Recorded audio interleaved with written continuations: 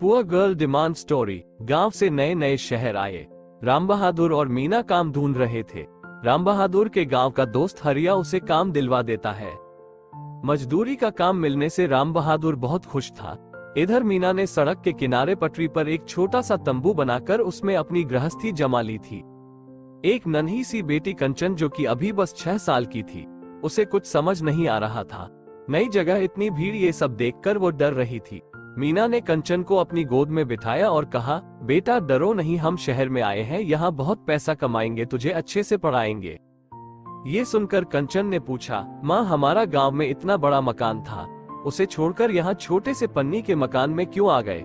यहाँ हमारा घर नहीं है, तो अपने गांव चलो। कंचन की बातों का मीना के पास कोई जवाब नहीं था। वो उसे समझाते हुए कहती है, बेटी चिंता मत कर, तेरे बाबा बहुत मेहनत कर रहे हैं, एक दिन शहर में भी हमारा अपना घर होगा। शाम को राम बहादुर वापस आया। उसे जो मजदूरी से पैसे मिले थे उनसे वह खाना बनाने का सामान ले आया।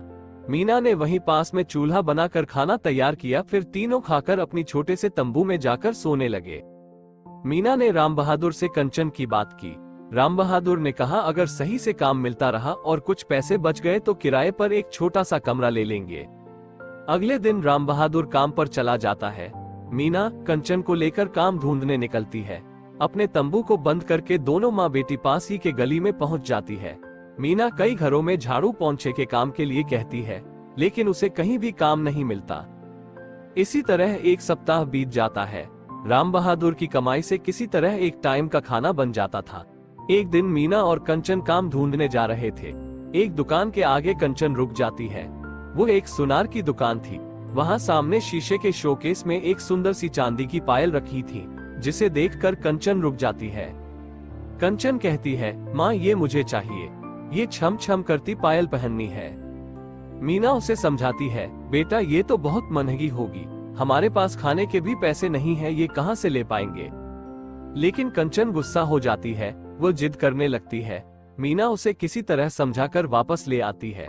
शाम को कंचन बिना खाना खाए सो जाती है। मीना राम बहादुर को सारी बात बताती है।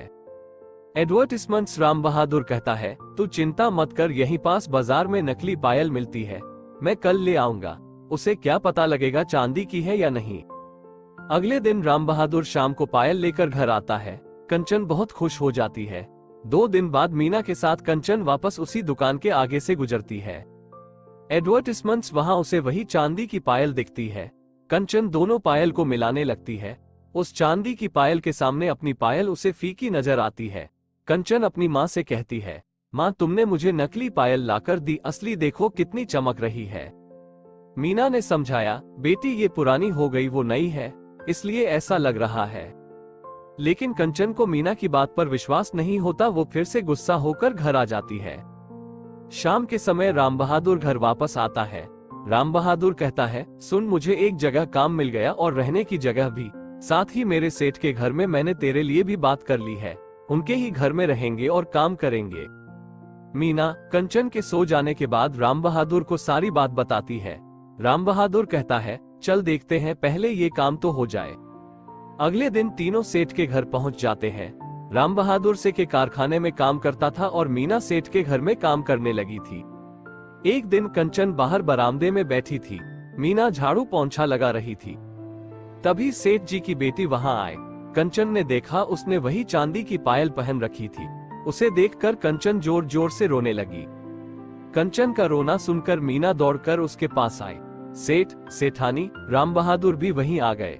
मीना ने कंचन को किसी तरह चुप कराया। फिर रोने का कारण पूछा तो कंचन ने कहा, इसने वो पायल पहन ली जिसे मैंने दुकान में देखा था, अब मैं क्या पहनूंगी। सेठ जी ने पूछा तो राम बहादुर ने सारी बात बता दी।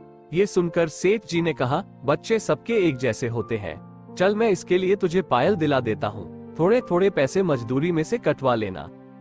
शाम को वापस आते समय सेठ जी ने कंचन के लिए पायल खरीद ली। राम बहादुर ने कंचन को पायल दी तो वो बहुत खुश हुई। अगले 7 महीने तक मीना और राम बहादुर अपनी मजदूरी में से थोड़े थोड़े पैसे कटवाते रहे। शिक्षा। अपने बच्चे की एक खुशी के लिए माता पिता बहुत कष्ट उठाते हैं। बच्चों को भी अपने माता पिता का आदर सम्मान करना चाहिए।